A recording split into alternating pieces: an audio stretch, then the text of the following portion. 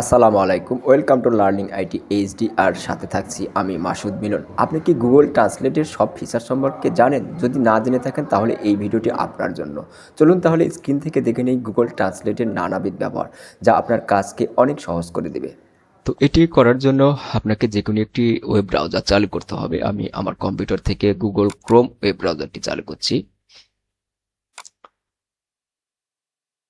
আচ্ছা, এখানে আসার পরে আপনার গুগল ক্রোমের এই যে গুগল অ্যাপসের 9 ডট যেই টুলসটি আছে এখানে আপনি ক্লিক করবেন। তো এখানে ক্লিক করলে আপনি কিন্তু এখানে ট্রান্সলেট পেয়ে যাচ্ছেন। এখানে একটি ক্লিক করবেন, অথবা আপনি সার্চ গুগল ট্রান্সলেট লিখে সার্চ করলেও কিন্তু আপনি এটি পেয়ে যাবেন। আচ্ছা, এখন এই যে টেক্সট, ইমেজ, ডকুমেন্টস, ওয়েবসাইট, এই কয়েকটা অপশন নিয়ে আমি আলোচনা করব। তো শুরুতে টেক্সট আছে, এটা সাধারণত আমরা সবাই জানি যে যে কোনো ভাষা আমি এখানে লিখে দিলে আমি যেই ভাষায় ট্রান্সলেট করতে চাই সেটাকে কিন্তু আমি এখানে ট্রান্সলেট করতে পারবো। ধরুন আমি এখানে লিখে দিচ্ছি ম্যাটিকুলাস ডিজাইন, এর অর্থ বাংলায় কিন্তু এখানে আমাকে দেখাচ্ছে। তো আমি যদি এখানে হিন্দিতে চাই তাহলে কিন্তু আমি হিন্দিতে করলে এখানে কিন্তু হিন্দি হয়ে যাচ্ছে। তো এছাড়াও এখানে কিন্তু আপনার আরো অনেক ভাষা আছে।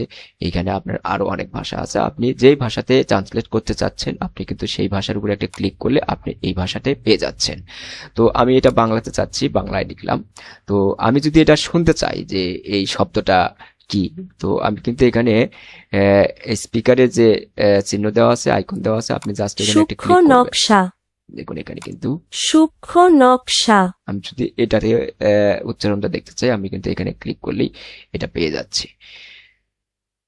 আচ্ছা, আবার আপনি যদি একটা ডকুমেন্টস লেখা আছে আপনার যে কোনো ভাষায়, আপনি ওই লেখাটাকে কপি করে এনেও কিন্তু আপনি এখানে যে কোনো ভাষায় আপনি ট্রান্সলেট করতে পারবেন। যেমন ধরুন আমার এটা মাইক্রোসফট ওয়ার্ডে লেখা আছে, তো আমি এই লেখাটাকে আহ, বাংলায় ট্রান্সলেট করতে চাচ্ছি। তো আমি এটাকে কপি করলাম কন্ট্রোল সি দিয়ে, দেন আমি আহ, আমার ব্রাউজারে চলে আসলাম। আমি যদি এখানে এটাকে পেস্ট করি, কন্ট্রোল ভি দিয়ে আমি পেস্ট করলাম।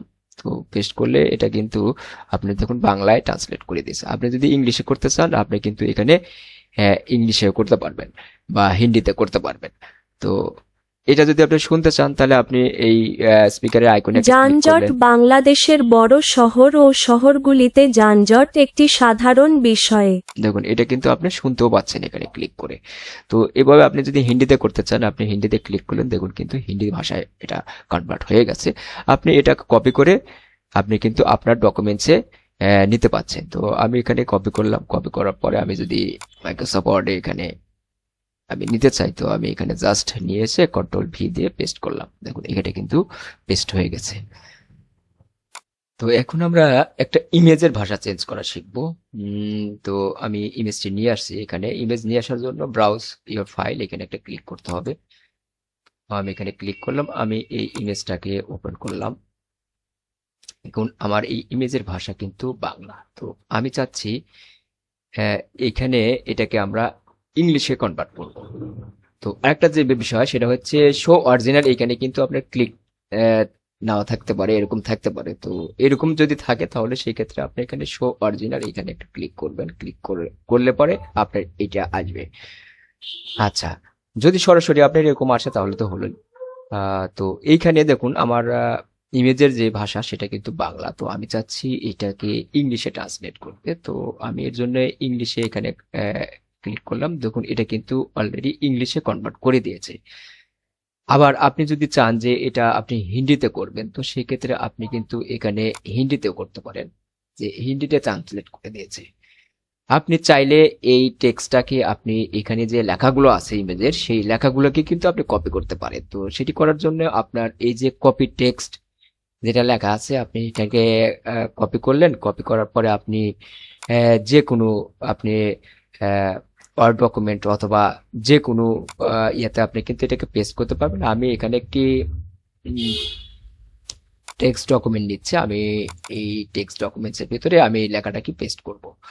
তো আমি কন্ট্রোল ভি দিয়ে এখানে কিন্তু পেস্ট করে দিলাম। দেখুন ওই লেখাগুলো কিন্তু এখানে পেস্ট হয়ে গেছে।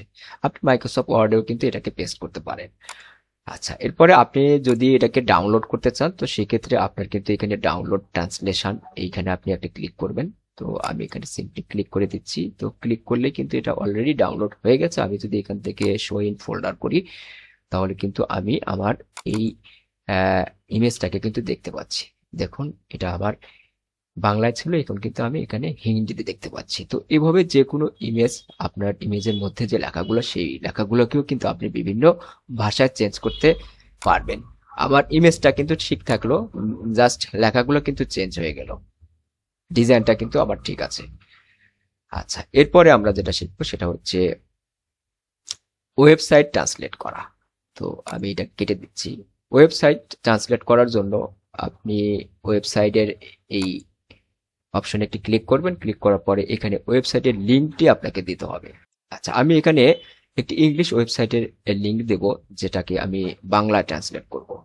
তো আমি এখানে ইংলিশ একটা নিউজ পেপার নিয়ে আসি, যেমন সাপোজ আল জাজিরা।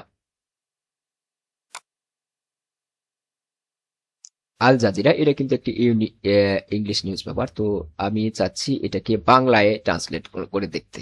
তো সেই ক্ষেত্রে কি করবেন, আল জাজিরার এই যে ওয়েবসাইটের লিঙ্কটা, এটাকে কপি করবেন। আমি এটাকে কন্ট্রোল-সি দিয়ে কপি করলাম, দেন আমি আমার গুগল ট্রান্সলেট ট্যাবে আসলাম। এখানে ওয়েবসাইটের লিঙ্কটা আমি কন্ট্রোল-ভি দিয়ে পেস্ট করব।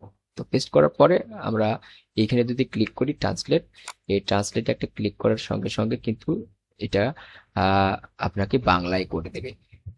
তো এটা হিন্দিতে দেখাচ্ছে, আমরা বাংলায় করব। তো সেই ক্ষেত্রে আমি এখান থেকে ল্যাঙ্গুয়েজটা চেঞ্জ করব। আমি এখানে লিখবো হচ্ছে বেঙ্গলি। আমি এখানে বেঙ্গলি লিখলাম। দেখুন এটা কিন্তু বাংলায় কনভার্ট করে দিয়েছে। আপনি এখানে যে কোনো ভাষায় কিন্তু ট্রান্সলেট করতে পারেন। এখন আপনি কিন্তু এটা বাংলায় দেখতে পাচ্ছেন। আপনি এখানে যে কোনো ভাষা আপনি কিন্তু দেখতে পারেন। আপনি যদি হিন্দিতে চান, হিন্দিতে ক্লিক করেন, দেখুন এটা কিন্তু হিন্দিতে ট্রান্সলেট করে দিয়েছে। তো আজকে এই পর্যন্তই। দেখা হচ্ছে পরবর্তী কোনো ভিডিওতে। আর ভিডিওটি ভালো লাগলে অবশ্যই লাইক, কমেন্ট, শেয়ার করতে ভুলবেন না। পরবর্তী ভিডিও দেখার আমন্ত্রণ রইল। সে পর্যন্ত সবাই ভালো থাকবেন। ধন্যবাদ।